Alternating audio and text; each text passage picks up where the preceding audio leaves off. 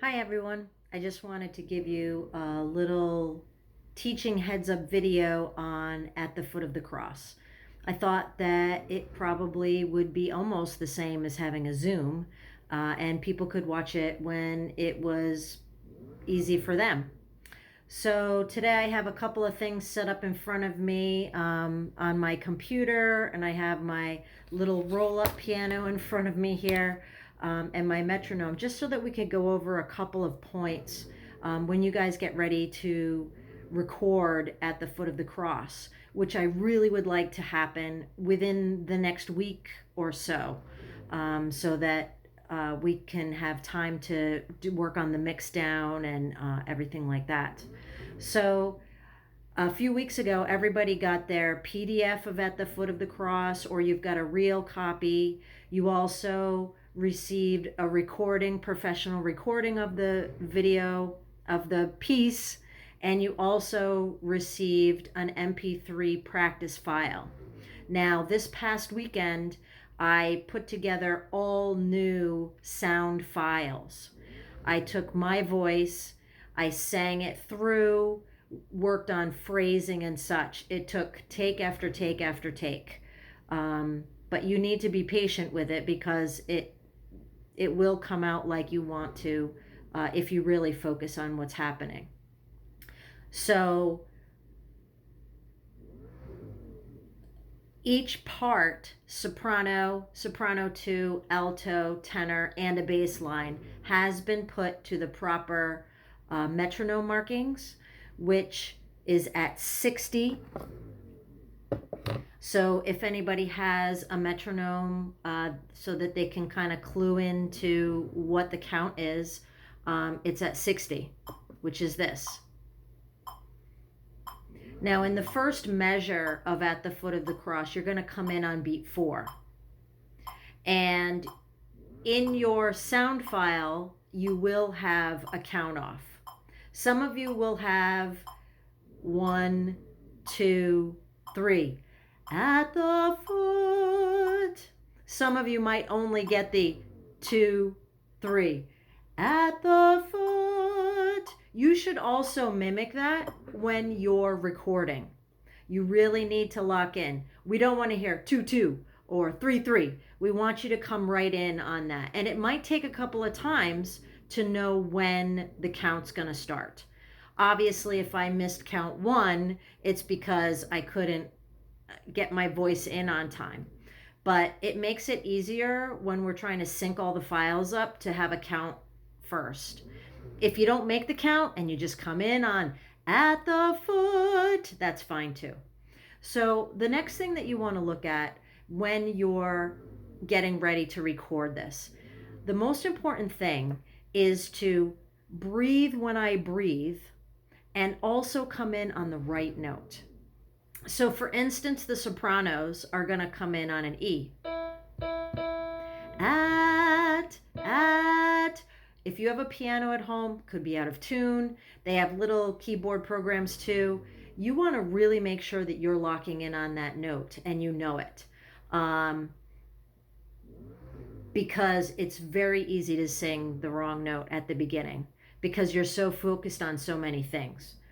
So for the sopranos, you want to really focus on at the foot of the cross, there is sorrow.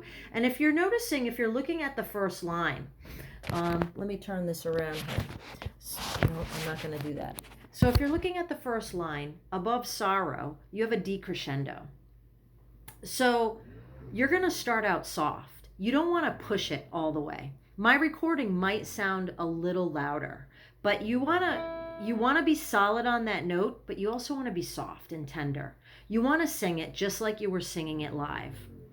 At the foot of the cross there is sorrow. And that goes for the altos. At the foot of the cross there is sorrow. So you definitely want to do that. Tenors and bass, same thing. Tenors come in. At the foot At the foot of the cross there is sorrow. You don't want to, I always say this for tenors, and you know it. There's not too many of you, so you don't want to be super loud and really pushing out those levels, but you want to be consistent. And so we do need the levels. Sorrow. We don't want it to come out sorrow. We don't want to push. We want to keep consistent with that. Then there's a comma. That's the breath marks. We know that. So when we get through with that, sorrow,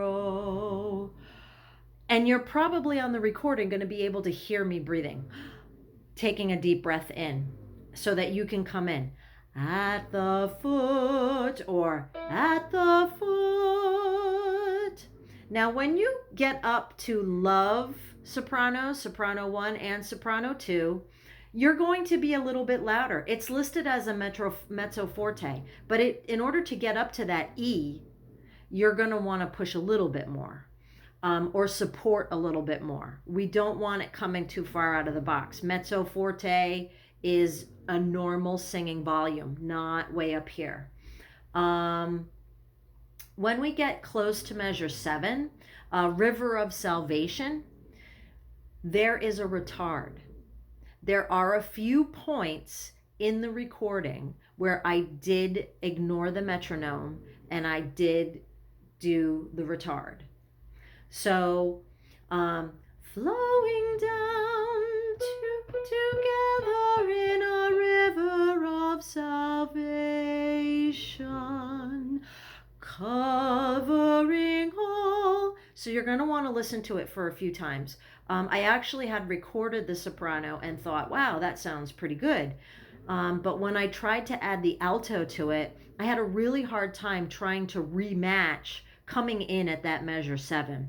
So I had to re-record the soprano and make it a little less of a space in between the retard and going back to the normal tempo at measure 7. So you're going to really want to pay attention to that. Again, that's right at the end of measure 6, River of Salvation, going into measure 7. How do you know your measure numbers? I know it's been a while since we've been here, but the 7 with the little square around it. So going on, the tempo stays consistent with that. Again, leading up to covering all the world with grace. There's a retard right before that fermata at grace. The fermata means hold as long as you want. Again, I held it out. I ignored the metronome. You have to pay attention to that. You'll hear me breathe going in. You need to lock into those endings. Grace. We don't want grace, right? We want to make sure that we're cutting off right when I cut off. I tried really hard to stay as simple as possible. Going on from there, at measure 23, I didn't necessarily, that's Jesus, Man of Sorrows, end of page 2. I basically did not speed it up, but I did become a little more excited in my voice as I sang. Jesus, Man of Sorrows, Jesus, Prince of Peace. You know, a little more excited. A little crescendo as I went on. We didn't want to go all the way up to a fortissimo, and that goes for all of the parts, especially sopranos, because you know I always talk to you. So there is going to be a crescendo, little by little.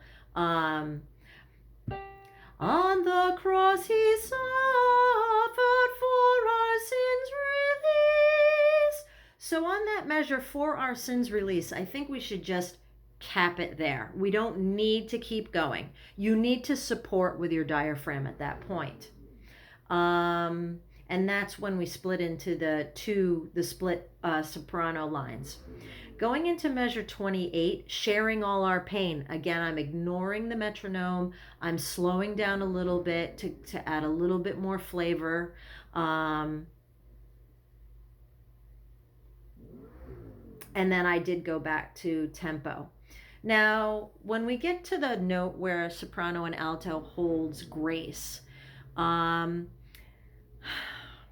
technically we're supposed to hold it out the whole time. But what I did in the recordings was fade out. I'm not 100% sure that I'm happy with that. I am going to stick with it. I probably could put a little bit of filler in with the piano line for that. I just think that we're going to end up getting because I'm not standing in front of you giving you a big cutoff. So when you come in soprano and alto at the end with grace, it's great, grace.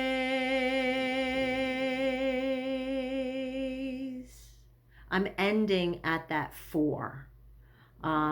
So you actually are going to hold that for 6 counts. But if you can't hold it for 6 counts, you're going to start to fade. So you're going to come in 1, 2, 3, 4, 5, 6. And by the time you get to 6, you're going to just fade that grace out. So it's going to be grace.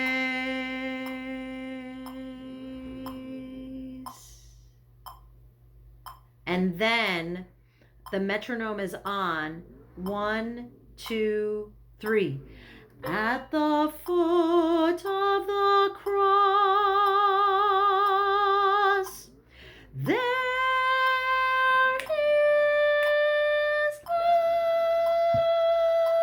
Don't ask me why I picked soprano there, because I have trouble hitting that E, and it took me a few takes to try to hit the E in my recording. So that is all timed out. You're going to have at the foot, I'm in measure 36, pickups to 36, at the foot of the 1, 2, 3, off. Cross holds for 3 and cuts after that. And that's just how the recording went. Actually, I have an example of that. I will play that right now. No, I don't, because I'm not on the right recording. Let me bring that back. This is it.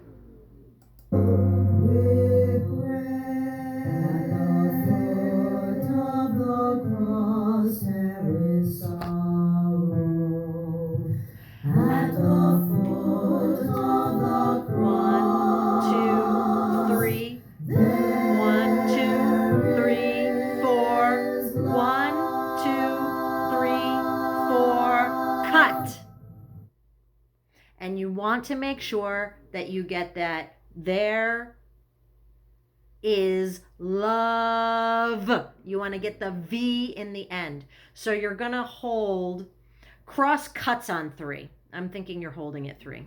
So you're cutting on 3. Let me see if I can bring that back.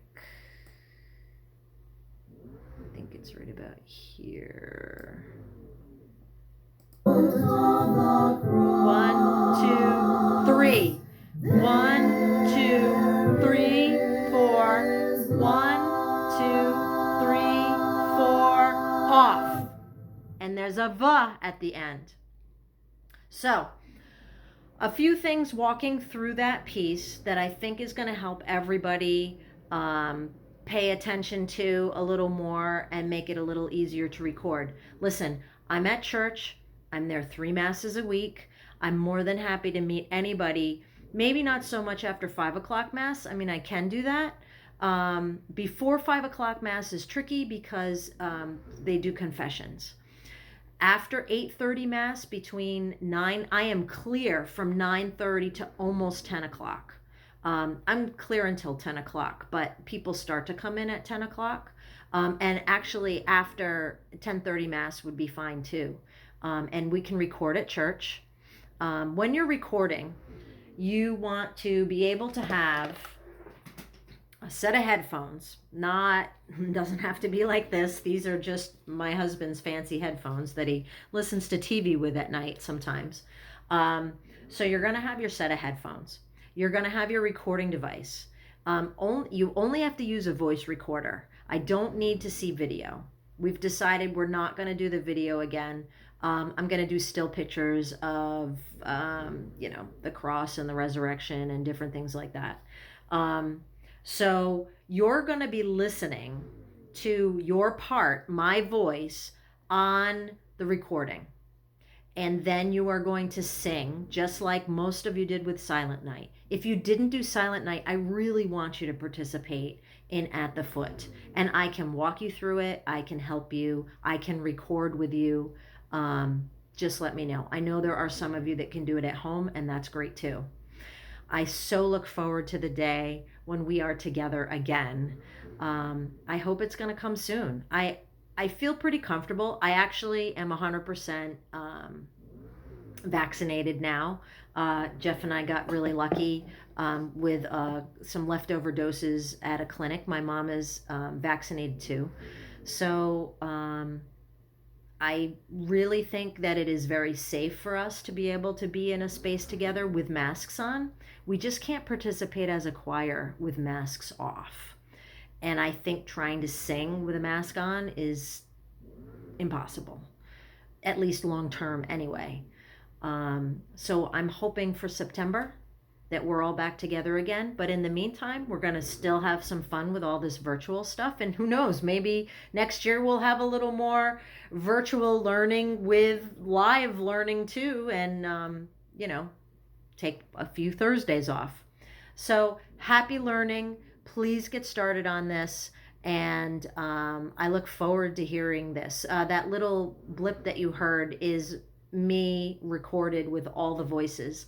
I had to record all the voices to make sure that they all match together and fit together, and that I was breathing the same. I used the soprano line. I listened to the soprano line and matched up alto, tenor, bass, second soprano. The bass part, there's a lot of piano in there because I can't hit those low notes.